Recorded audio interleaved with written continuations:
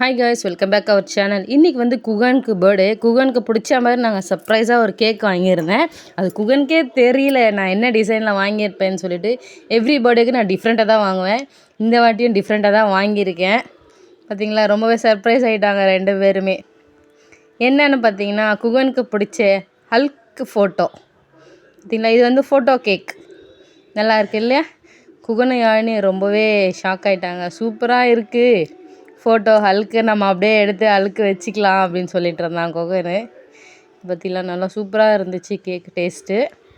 மேலே வந்து சாக்லேட் பபுள்ஸ்லாம் போட்டு நல்லா சூப்பராக டெக்கரேட் பண்ணியிருந்தாங்க அழகாக. இது வந்து 5th பர்த்டே குகனுக்கு.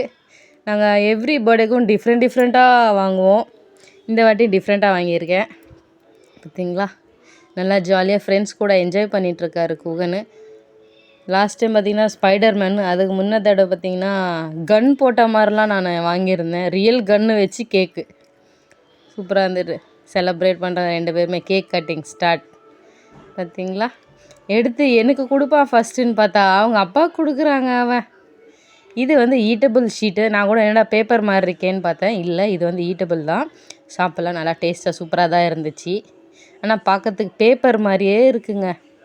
ஆனால் அதுவும் க்ரீம் தான். அது சூப்பராக இருந்தது. நீங்கள் சொல்லுங்கள்.